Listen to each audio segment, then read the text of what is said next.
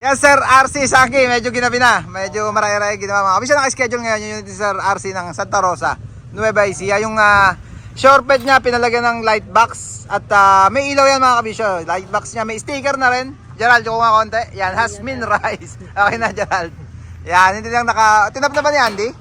Parang pang, may ilaw na ba? Hindi pa yan. Sige, okay lang naman. Yung Yankee bracket ng side mirror, asan ba yung Yankee sir? Pinasok mo na ba? Okay lang, ito may picture naman ako nun. Ito yung Yankee niya, tinanggal na mga kabisyo. Ito na lang yung pinalit or binalik natin sa original na stock mga kabisyo na wiper, yung may wiper yung side mirror na binalik natin. Ito na siya, isang set siya. Ito yung kaliwa, ball mirror, driver side na side mirror with wiper, fender mirror.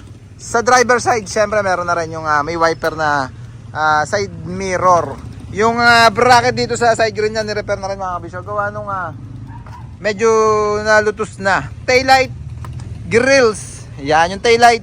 Yung pula dilaw, stock din ng 10-wheeler mga kabisyo. Pero okay naman kahit sa forward kasi yan mga kabisyo. Sa unit na ganitong mga ganyang kalapad. Kasi pagka elf mga kabisyo, hindi kakasya to eh. Kaya pang advisable lang to sa mga 10-wheeler, forward. Yan, yung grills nga ito na.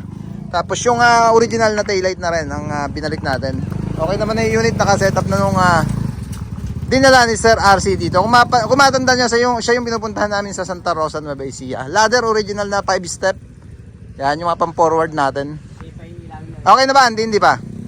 Nakatap na? Hindi pa. Okay, mapupunta naman tayo kay Sir RC eh. Na, Andy. Magsuswimming kami sa kanyang resort. Ano pangalan sir? Para pagka Hasmin Place sa Santa Rosa, Nueva Ecija. Ay yung Barangay Road.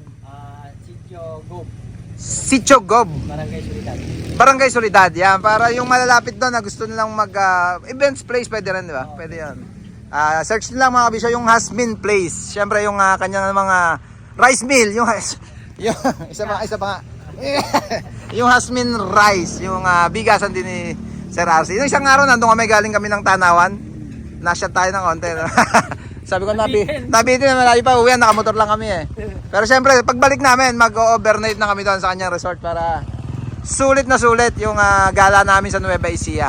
Yan, medyo may lakad din Sir RC, ikaw na bahala dyan. Yan, si Andy na bahala sa inyo. Gerald, parin JR, parin Ponga. Okay na mga kabisyo, pa-exit na. Ako ang pa-exit na, alis pala kami.